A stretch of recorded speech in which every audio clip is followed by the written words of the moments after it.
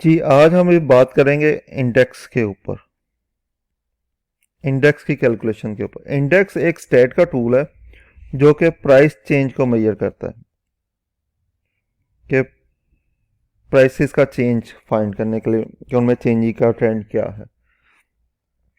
हमारे पास यहाँ पर बुक के अंदर या सिलेबस में इंडेक्स की कैलकुलेशन दो तरह की है।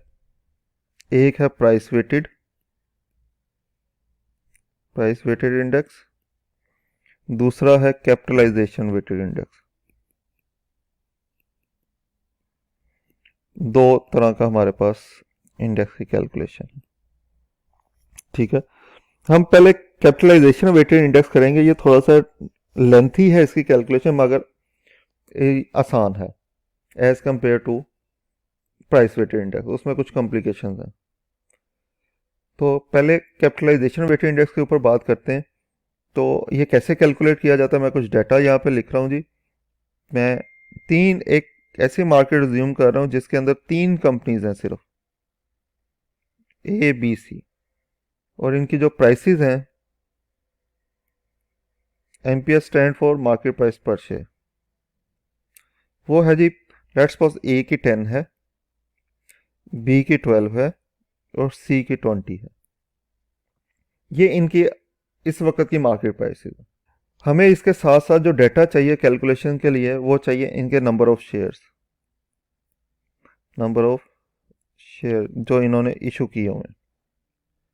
लेट्स सपोज कंपनी ए ने 100 शेयर इशू किए हुए हैं, कंपनी बी ने 100 शेयर इशू किए हुए हैं, कंपनी सी ने 200 शेयर इशू किए हुए हैं। लेट्स सपोज अज्यूम कर रहे हैं। तो अब अगर हमने इंडेक्स कैलकुलेट करना है, कैपिटलाइजेशन वेटेड इंडेक्स, तो हमें यहाँ पर एक चीज़ फाइंड करनी है, कैपिटलाइजेशन फाइंड करनी। कैपिटलाइजेशन फाइंड करने का तरीकाकार क्या है, हम इन दोनों को मल्टीप्लाई करेंगे तो हमारे पास कैपिटलाइजेशन आ जाएगी। मार्केट प्राइस पर शेयर और नंबर ऑफ शेयर्स आउटस्टैंडिंग को मल्टीप्लाई करेंगे तो हमारे पास मार्केट कैपिटलाइजेशन आ जाएगी। जैसे मैं ए के लिए करता हूँ तो 1000, तो इसका मतलब है मेरे पास 1000 होंगे तो मैं ए कंपनी के सारे शेयर्स खरीद सकता हूँ और मैं ए कंपनी का मालिक बन सकता हूँ, 100% ओनर बन सकता हूँ। इसी तरह बी की अगर बात करें, उसकी मार्केट प्राइस पर शेयर 12 है और 100 शेयर्स हैं, इसको मल्टीप्लाई करें तो ये 1200 आ जाएगा।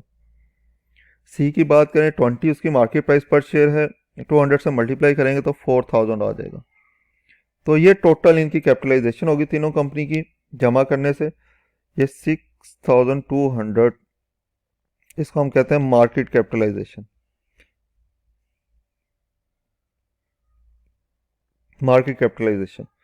टोटल मार्केट कैपिटलाइजेशन, क्योंकि ऊपर वाली भी मार्केट कैपिटलाइजेशन भी है, ये 1000, 1200, 400, वो कंपनी ए की मार्केट कैपिटलाइजेशन है, कंपनी बी की मार्केट कैपिटलाइजेशन और कंपनी सी की। इसको सम करेंगे तो ये टोटल मार्केट कैपिटलाइजेशन होगी। अभी भी हम इंडेक्स कैलकुलेट नहीं कर सकते। हमें इंडेक्स कैलकुलेट करने के लिए कम से कम 2 डिफरेंट पॉइंट के ऊपर इनकी कैपिटलाइजेशन चाहिए।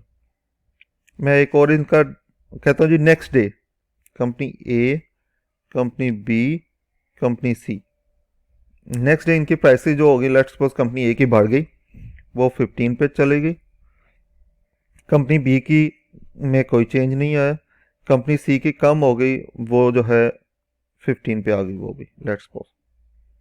नंबर ऑफ शेयर्स नहीं चेंज होते, वो 100, क्योंकि कंपनी बार बार शेयर्स इशू नहीं करती, once in a blue moon होता है, कभी शाज़ो नादर बहुत इशू हो तो कंपनी शेयर इशू करती है, वरना शेयर उतने ही रहते हैं। 2 पे कितनी होगी जी, 1500। कंपनी बी की कितनी होगी, 1200। कंपनी सी की कितनी होगी, 3000।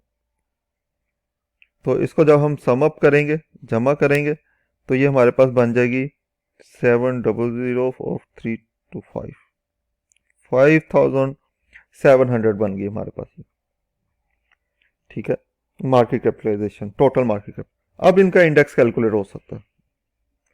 अब इंडेक्स कैलकुलेट करने के लिए हमारे पास जो फार्मूला है वो होता है जी, current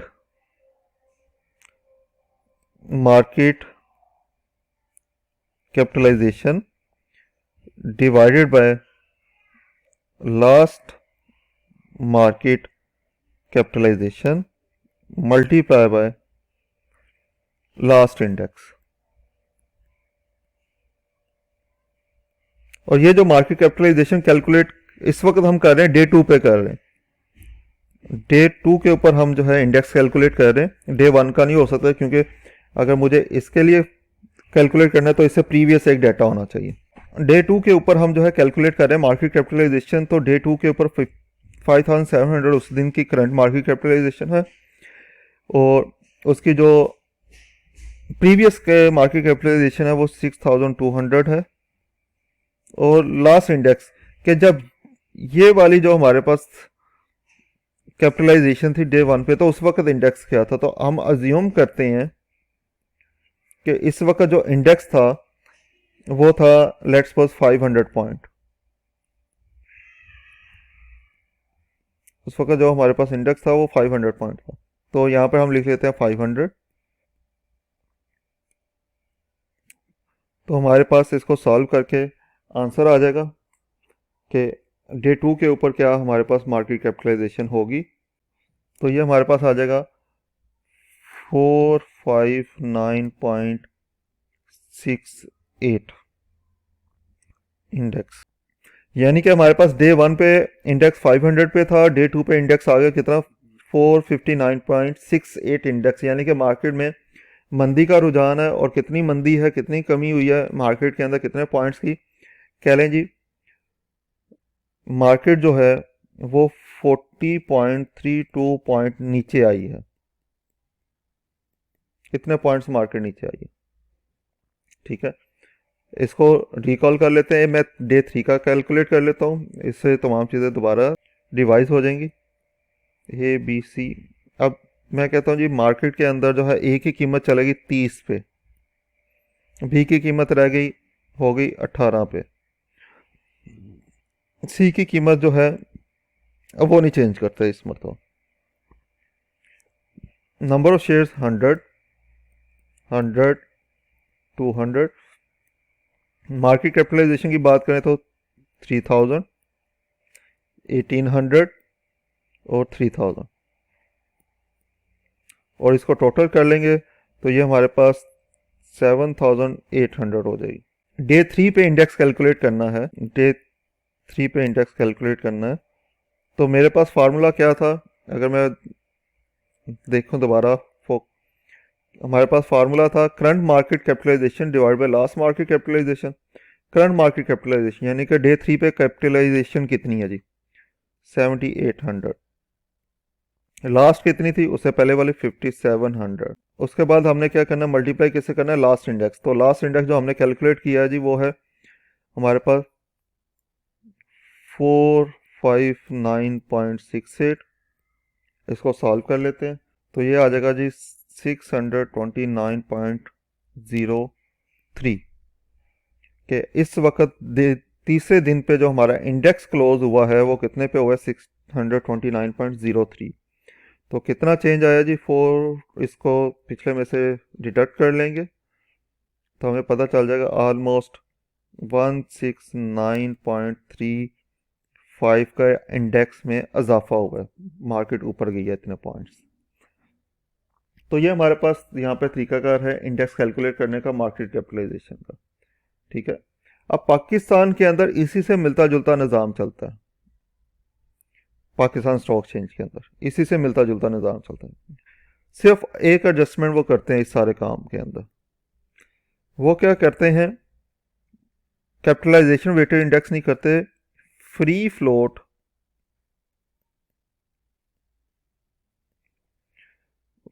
market capitalisation index calculate करते हैं। Free float market capitalisation index calculate करते हैं। सारा प्रोसीजर यही होगा, सारा प्रोसीजर यही होगा, सिर्फ फर्क कहां पर आएगा एक चीज के ऊपर मैं आपको बता दूं, वो है ये चीज कि यहां पर हम लेते हैं टोटल नंबर ऑफ शेयर्स। अगर मार्केट कैपिटलाइजेशन जो चलती है उसमें नंबर ऑफ शेयर्स टोटल लिए जाते हैं, जबकि फ्री फ्लोट मार्केट कैपिटलाइजेशन जो कि पाकिस्तान में यूज हो रहा है उसमें नंबर ऑफ शेयर्स टोटल नहीं लिए जाते। इस मेथड के अंदर जो है हमारे पास अगर हम बात करें तो फ्री फ्लोट शेयर्स लिए जाते हैं, फ्री फ्लोट शेयर्स। ये कैसे आते हैं हमारे पास जी? हम क्या करते हैं, टोटल जो शेयर्स हैं, टोटल जो नंबर ऑफ शेयर्स वो लेते हैं और उसमें से माइनस करते हैं 4 तरह के शेयर्स। पहले जो फिजिकल शेयर्स हो, फिजिकल शेयर्स मीन जो आप पेपर फॉर्म में हैं। स्टॉक चेंज के ऊपर ट्रेडिंग के लिए ज़रूरी है कि आपके शेयर्स इलेक्ट्रॉनिक फॉर्म में हो, ई शेयर्स हो। फिजिकल शेयर्स या पेपर शेयर्स वहाँ पे ट्रेड नहीं होते। तो हम क्या करेंगे, टोटल नंबर ऑफ शेयर्स में से माइनस कर देंगे फिजिकल शेयर जो कि स्टॉक चेंज पे ट्रेड नहीं हो सकते। दूसरी जो चीज़ हमने इसमें से माइनस करनी है वो करनी है जी गो डायरेक्टर के शेयर्स। डायरेक्टरशिप के लिए कुछ सर्टेन परसेंटेज अपने पास शेयर्स की रखना ज़रूरी होती है, तो वो शेयर्स भी स्टॉक चेंज के अंदर ट्रेडिंग के लिए अवेलेबल नहीं होंगे, तो इसलिए वो शेयर्स भी हम टोटल नंबर ऑफ शेयर्स में से माइनस कर देंगे। Shares held by government,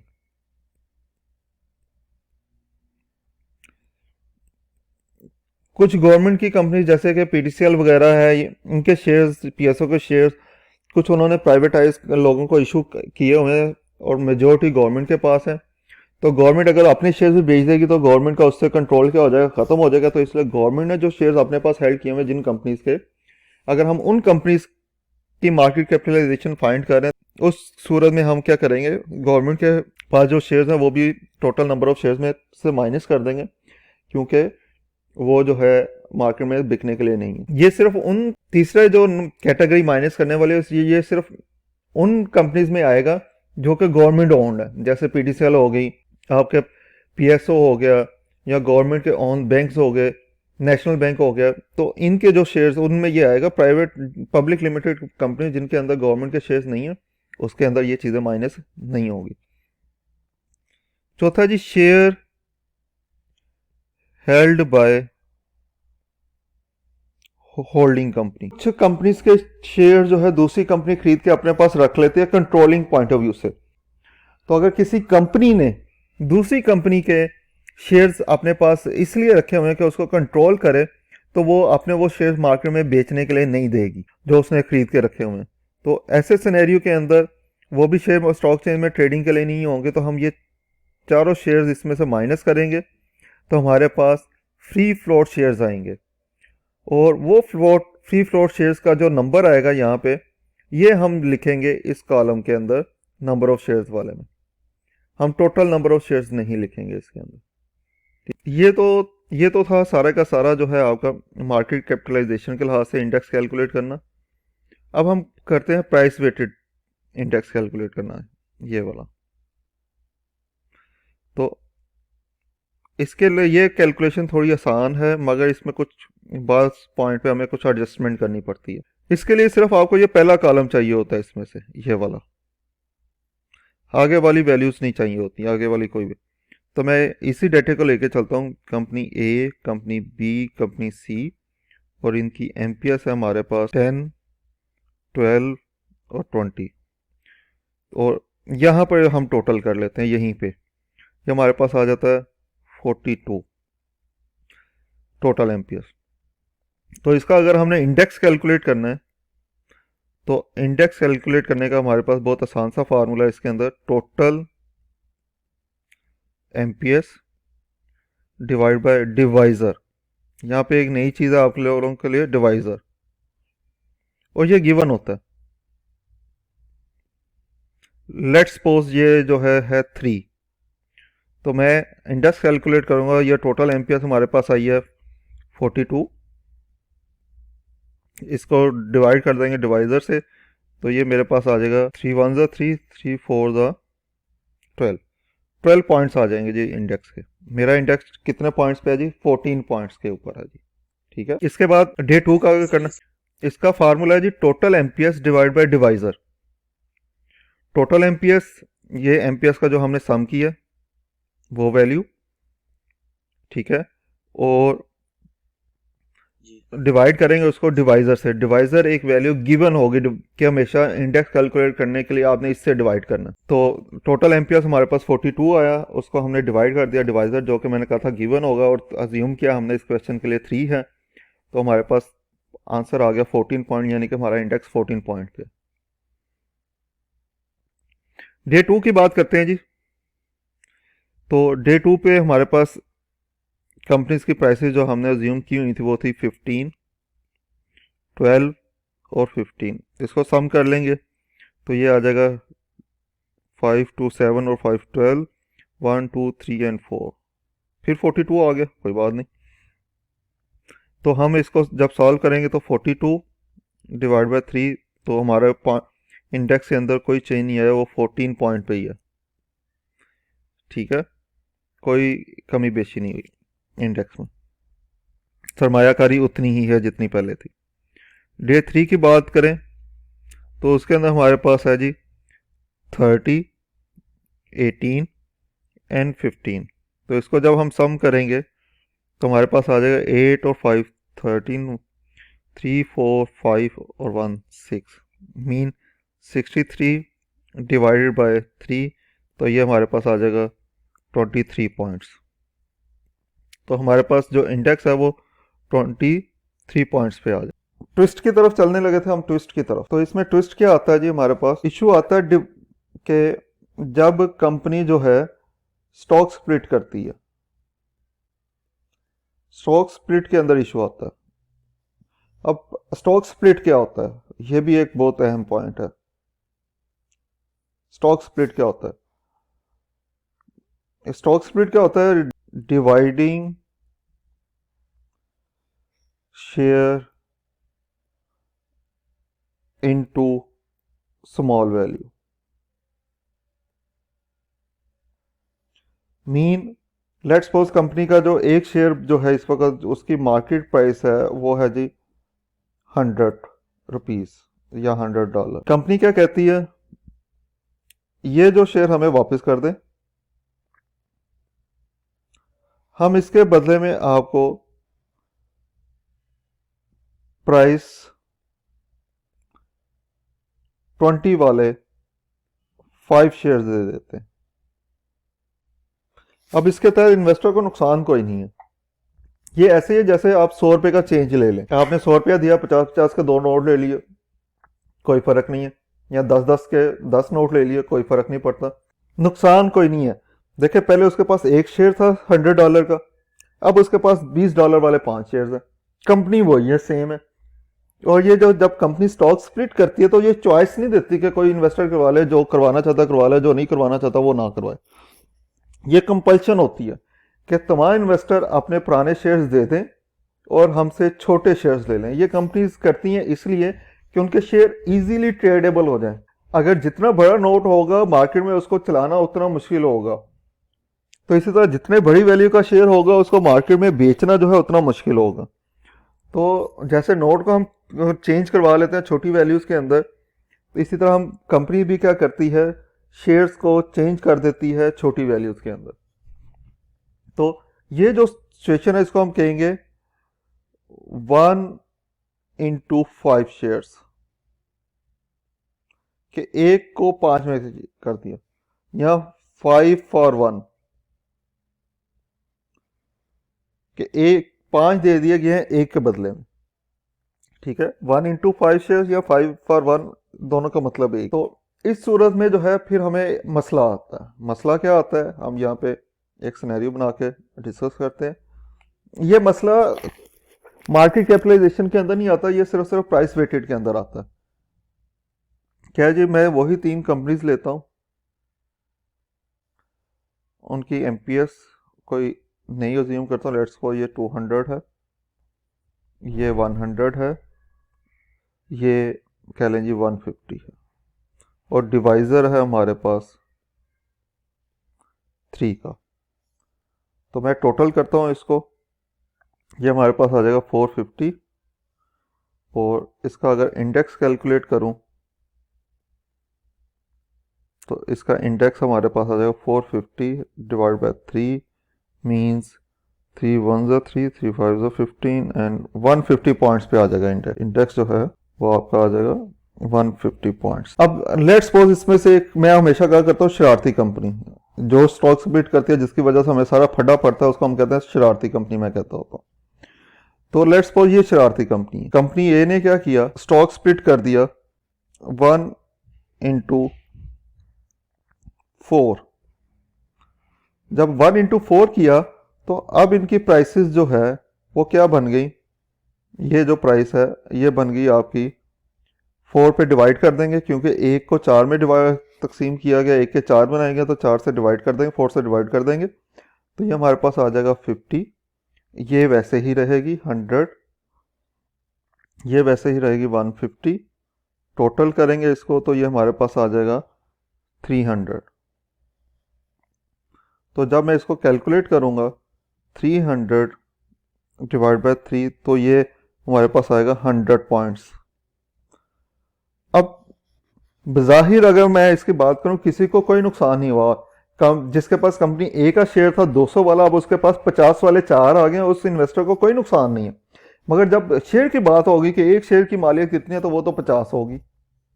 B और सी को मैंने ज्यूम किया वो वैसे ही है, तो 300 आ गया। तो अब पॉइंट जो है, अगर हम बात करें, जो मेन फोकस जिसको करना वो ये है 150 पॉइंट से 100 पॉइंट पे आ गया, यानी कि ये शो कर रहा है कि 50 पॉइंट कम हो गए हैं, यानी कि मार्केट में नुकसान हुआ है। पॉइंट्स नीचे आने का मतलब मार्केट में नुकसान हुआ है, प्राइसेस नीचे आ गए, इन्वेस्टर को लॉस हो गया। हालांकि लॉस किसी को नहीं हुआ। तो इस चीज को करने के लिए फिर हम जब ये स्टॉक स्प्लिट करेंगे तो इंडेक्स ऐसे कैलकुलेट नहीं होगा। ये जो हमने कैलकुलेट किया, ये इंडेक्स कैलकुलेट ऐसे नहीं होगा। फिर इंडेक्स कैसे कैलकुलेट होगा, फिर हम कहेंगे जी 50 ये, 100 ये, 150 ये, टोटल आ गया 300। अब इसके अंदर इंडेक्स कैलकुलेट नहीं होगा, इंडेक्स हम कहेंगे इंडेक्स 150 ही रहना चाहिए, क्योंकि नुकसान किसी को नहीं हुआ। बस हम इस तरह की वैल्यूज को चेंज करेंगे। ऊपर 300 था, नीचे हम नया डिवाइजर लेके आएंगे। डिवाइजर रिकैलकुलेट होगा। जो पहले 3 था ना, जो हर मरतबा 3 ही से ही डिवाइड करते जा रहे थे, वो रिकैलकुलेट होगा। तो डिवाइजर इसमें कितना आ जाएगा जी, 150 इधर आ जाएगा, वो तो 2। मीन आइंदा से डिवाइजर कितना रखना है हमने, 2। जब भी आप इंडेक्स कैलकुलेट होगा, डिवाइजर हम कितना रखेंगे, 2। मीन्स के जब इसको 300 को 2 से डिवाइड करेंगे तो 150 आएगा, जो कि शो करेगा स्टेबिलिटी के, किसी को कोई नुकसान नहीं हुआ। जब भी नया डिवाइजर कैलकुलेट होता है वो फिर आइंदा के लिए हमेशा वही रहता है, अनटिल अनलेस कोई नया स्टॉक स्प्लिट का इशू ना आए।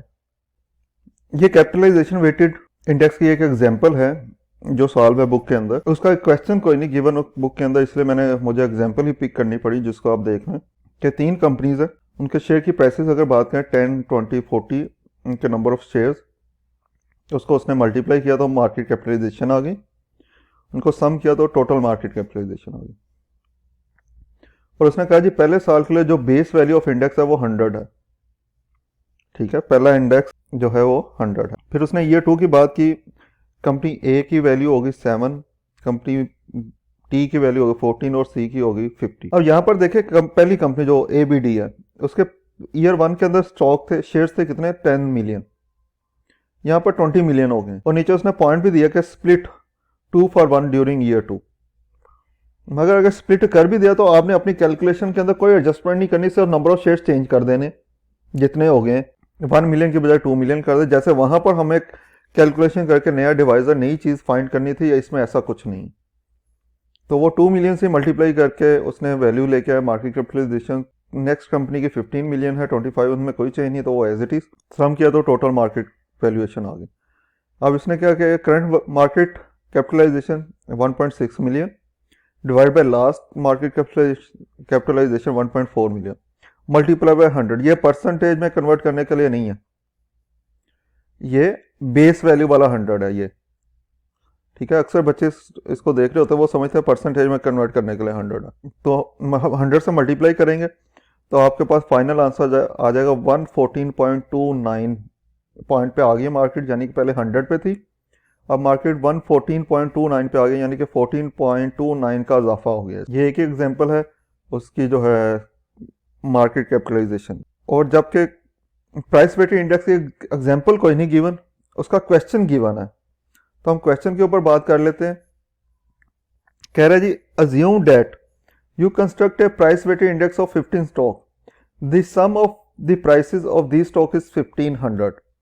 15 कंपनीज लिस्टेड है स्टॉक एक्सचेंज के ऊपर, जिसमें कई प्राइसेस का सम किया गया, यानी कि उनकी मार्केट प्राइसेस को जब जमा किया गया तो वो बनती है 1500। तो divisor for this index is 15, divisor बता दिया गया कितना 15 है। The value of this index is 100। कह रहे जी इसकी इंडेक्स की वैल्यू 100 पे है। अगर आप खुद भी चेक करें ना, हम अगर इंडेक्स कैलकुलेट करें, जो कि फार्मूला हमारे पास total of prices divide by divisor, तो टोटल ऑफ प्राइसेस उसने बताया हमारे पास 1500 है, डिवाइजर उसने बताया 15 है, तो हमारे पास इंडेक्स कितना आ जाएगा 100, जो कि उसने खुद ही बता दिया कैलकुलेट करके पहले। तो now assume that one of the 15 stocks with an average price of 100 has a 2-for-1 stock split. ये देखें, एक कंपनी ने शरारत की है, 15 में से एक कंपनी ने, जिसकी की कीमत कितनी थी 100 थी, उसने 2-for-1 स्प्लिट कर दिया कि एक को 2 में डिवाइड कर दिया। तो नई प्राइस कितनी होगी उसकी, न्यू प्राइस उसकी 50 बन जाएगी। 2 पे डिवाइड कर देंगे, 100 को वाले नोट को 2 हिस्सों में डिवाइड करें तो 50-50 के बन जाएंगे ना।